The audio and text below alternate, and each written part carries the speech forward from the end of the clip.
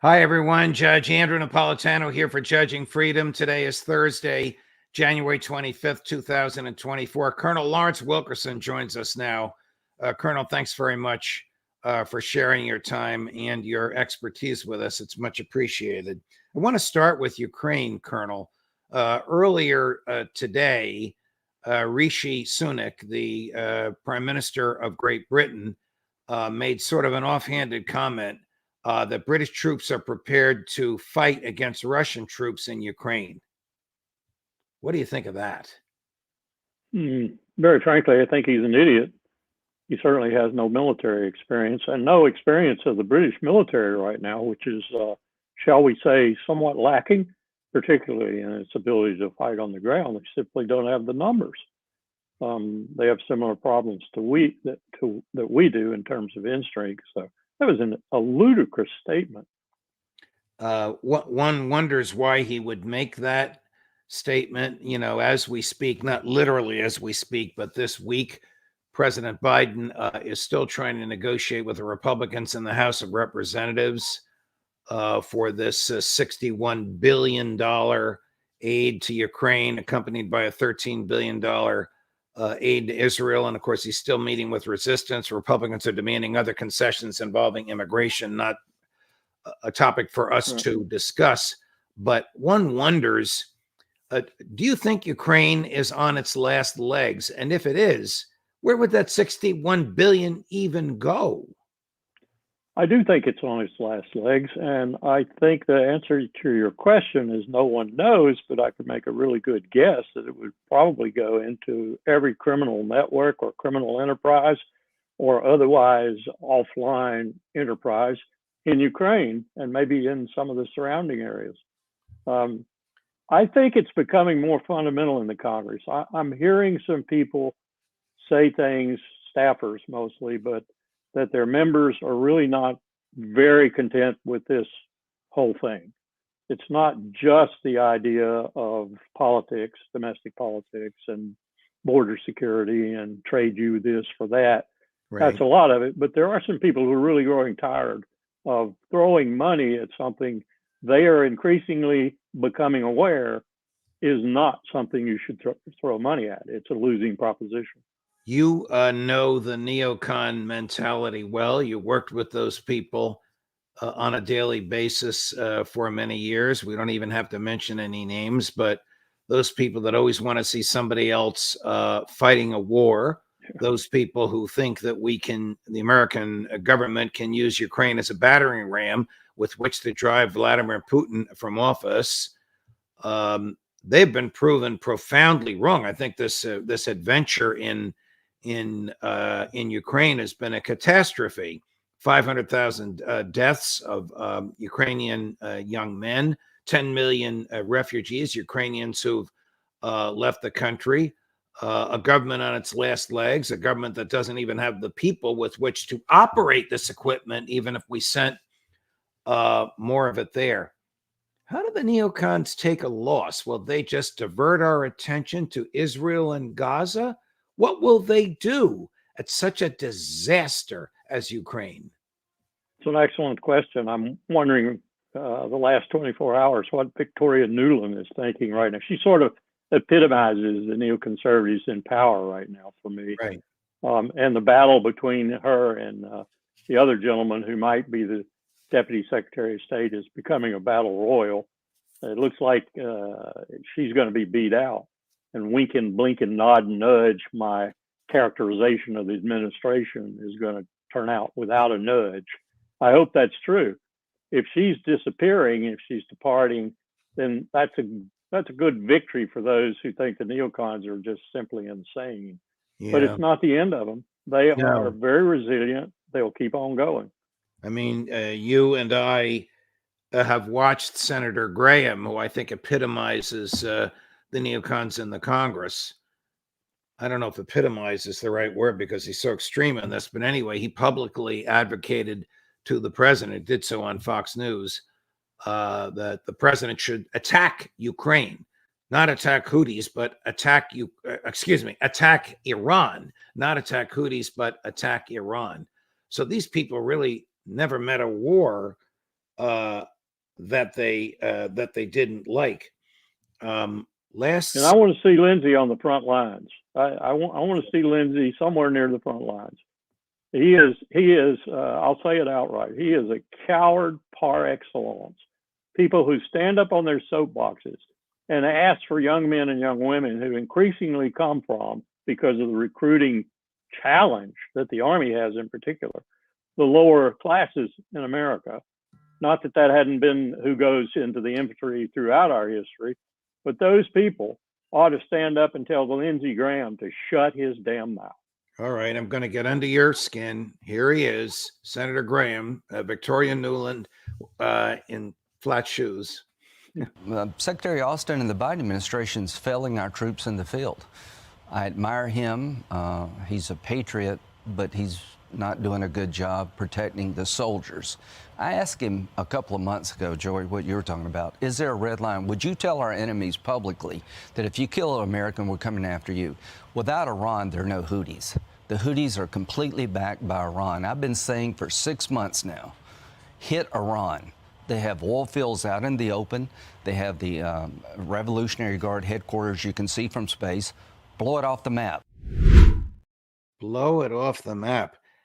I guess the neocons around Joe Biden share your view of Senator Graham. What do you think can be gained by attacking the Houthis? Apparently, that part of this advice the president has taken. There have been 9 attacks on the Houthis in the past 2 weeks. According to the president himself, they're not working, but they will continue. What does he gain by this? What does American national security gain by this? What a preposterous proposition when he says they're not working, but we're going to continue them. The Congress has a movement right now.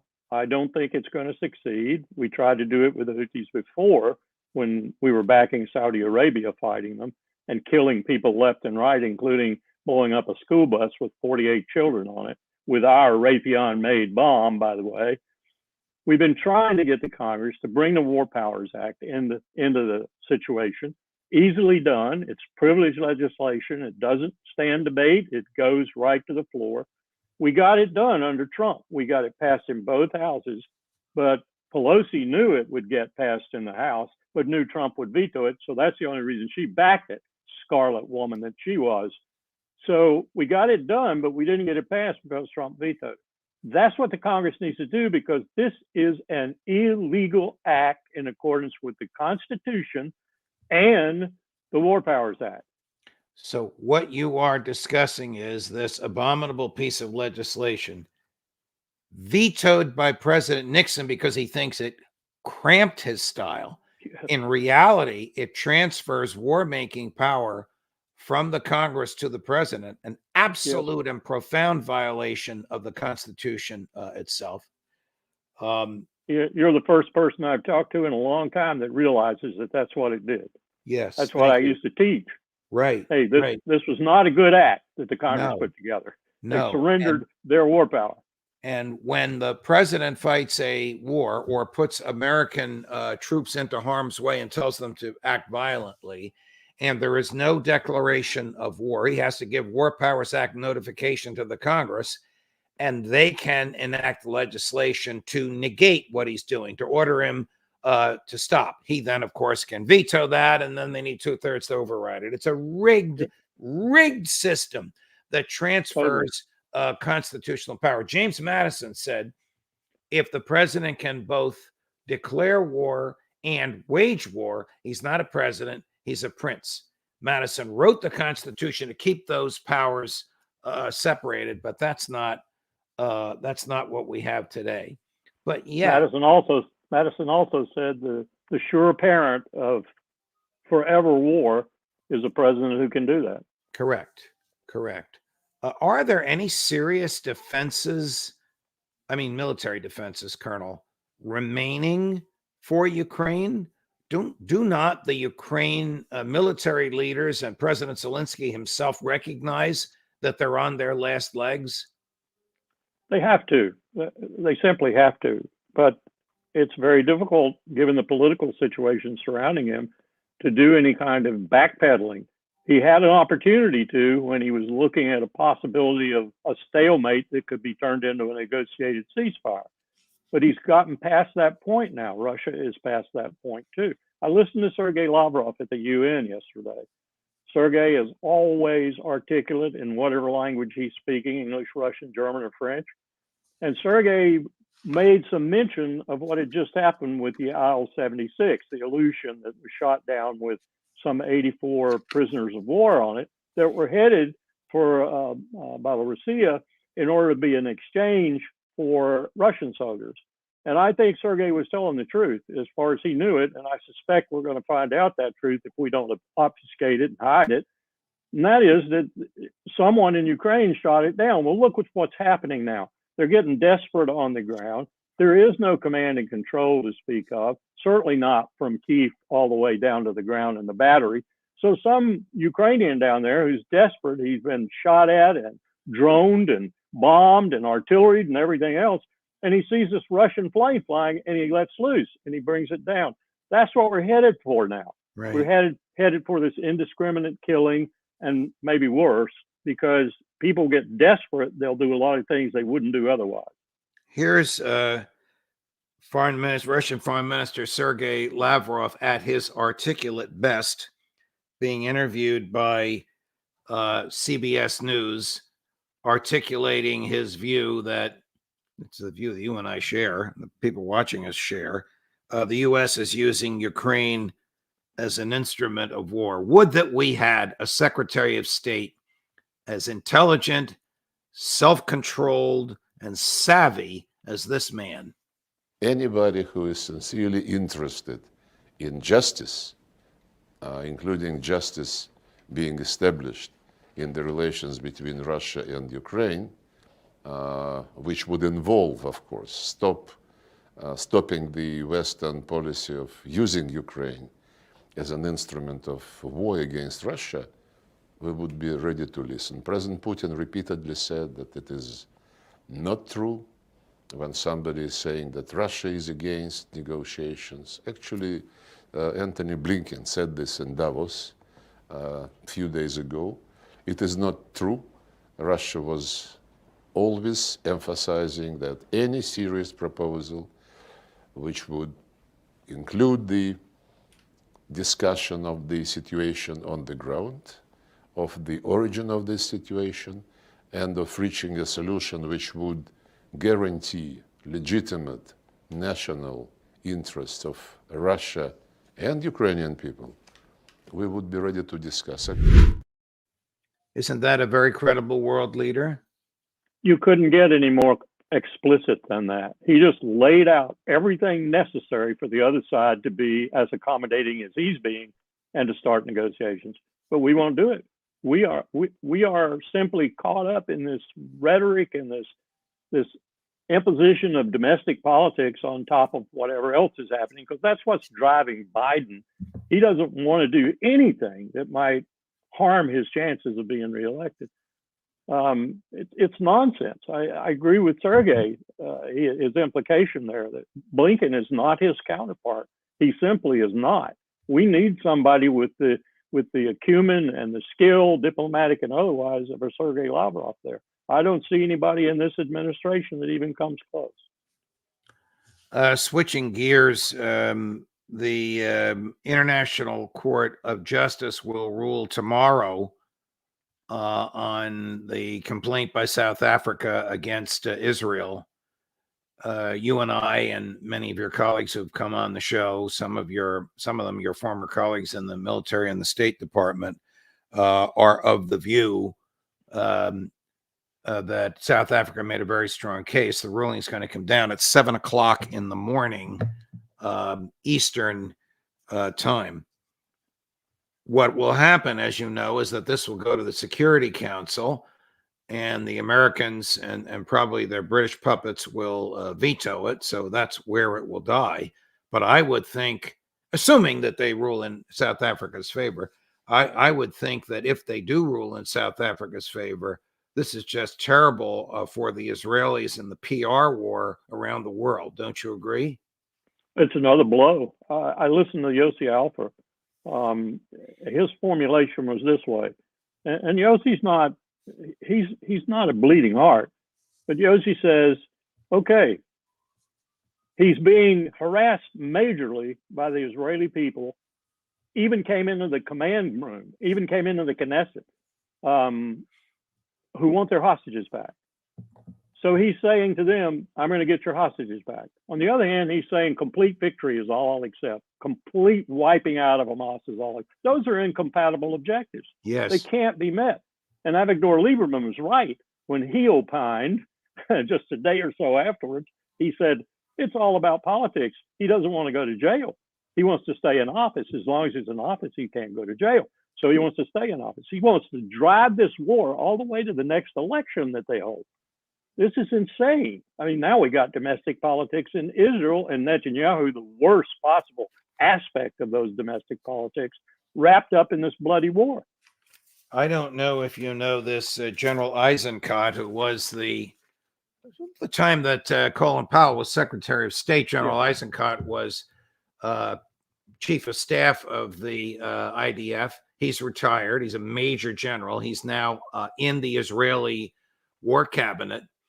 He himself said, forget about the war. We need a major long-term ceasefire. That's the only way we're going to get the hostages back. And we need an election. This is back to what you were just saying, Colonel. We need an election in the next 60 days because Netanyahu has to go. He is just the wrong person at the wrong time to be leading Israel. I don't know if that's going to happen, but that's a major fissure, I would think, in his cabinet. He, of course, is still, correct me if you think I'm wrong, captive of the extremists in that cabinet who, if they break away from his coalition in the Knesset, he doesn't have a majority anymore.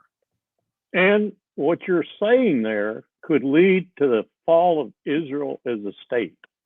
I mean, that sounds, I've been saying Israel won't be here as a state in 20 years, not if it continued on the same course it was on for the last year or two. But I'm looking at it now as if maybe my prediction was a little far out into the future. We could be looking at the combination of the South African case, the United Nations and the angst that's going to come out of there after this, the Ukraine war and what that's doing to our reputation with 4+ billion people in the world. We could be looking at what we're doing to the Houthis. We could be looking at what's happening in the region in general. And we could be looking at Israel having such an untenable future that even the great superpower being behind her is not enough to save her. And that worries me in another dimension too, because then they're going to look to make this a much bigger war. And I heard this morning that they're looking very closely, Netanyahu in particular, at making sure they start the war with and pursue it vigorously, Hezbollah. Well, they can't start a war against Hezbollah. They don't pick a fight against somebody that they can't beat, and they can't beat Hezbollah. Hezbollah whipped them last time around. We'll see. We'll see. Here's what happened at the UN. Colonel, here's what happened at the UN yesterday when the Israeli ambassador to the UN was reading a speech that Prime Minister Netanyahu's folks had written for him. The Middle East is suffering from a cancer, and up until today, the Security Council has only ever discussed providing aspirin. Cancer, Mr. President, is not treated with aspirin. Can you imagine Hitler's foreign minister participating in a serious discussion on how to defend the Jews during the Holocaust? Without Iran, the Houthis would not have advanced cruise missiles or UAVs to target merchant vessels in the Red Sea. And as we all know, Iranian drones are being used by Russia to kill civilians in Ukraine. Iran's terror will reach all of you. I may have misspoken. That speech may have been written not by Bibi's people, but by Senator Graham. I'm not sure. I'm being a little sarcastic. But what you were seeing were diplomats and ambassadors leaving the Security Council meeting rather than listening to what he had to say. I don't blame them for leaving. Israel thumbs its nose at the UN all the time. And if the ICJ rules against Israel tomorrow morning, I'm sure that Prime Minister Netanyahu is going to invoke the Holocaust and thumb his nose at the ICJ again. I'm sure he will. And I think that argument, just like the argument of self-loathing Jews and anti-Semites and so forth, is losing a lot of its steam. Most of the people in the world who are looking at Israel right now are not anti-Semitic. What they are is anti-hegemon, anti-killing, anti-murderer, anti-barbarism. That's what they are. And that's what they're seeing. And I'm really worried about how they get this to the point where they can hide it in a major regional war. I know for sure from my contacts in Iran that Iran does not want escalation. Iran has been very careful to do tit for tat, tit for tat. They have not done anything that would look as if it were really aggressive. They do not want escalation. They understand what it would mean to suddenly have the United States unleash Lindsey Graham on them. We wouldn't win, but it would be a Pyrrhic victory for both sides. We don't even have enough troops to invest in an invasion 1/4 of Iran. So it would be all aerial bombing. Aerial bombing has been proven to be the worst form of waging warfare. All you do is make the people on the ground much more angrier at you and resolve themselves to take you on no matter what. So aerial bombing is all by itself is nothing. If we wanted to take on Iran, we'd have to invade. We'd have to have 500,000 troops at least, probably 1 million over time. And we'd have to stay there for at least a decade. Trillions of dollars. This is insane. Absolutely insane. If Senator Graham and company were to fly jets over, I'm being sarcastic about the senator, but if the Air Force were to begin bombing Iran, wouldn't Iran attack Israel? That's a good question, too. They might send some pretty heavy missiles up there. And with Hezbollah in combination, Hamas in combination, that would be a lot to handle. Well, let me tell you something else right now. We have 11 aircraft carriers. The only way we're going to put major air power in there on a sustained basis, other than Al Udeid airfield, which if I were Iran, I would take out immediately with as many missiles as I could put on it. That's the one in UAE, is with aircraft carriers operating around the clock. You need 3 for that. We have 11 carriers right now, other than the one that's by the security agreement kept in Port Yokosuka, Japan, and can't sortie too far from there. We only have about 3 that are operational. Wow. Lindsey needs to go check with the Navy. Do we have a Secretary of Defense who is operational? Colonel Wilkerson. Good question. Excellent question. Yeah, I feel sorry for him for his physical ailments, but could you imagine General Shoigu, the Russian defense minister, being AWOL for 3 weeks and President Putin not knowing where he is?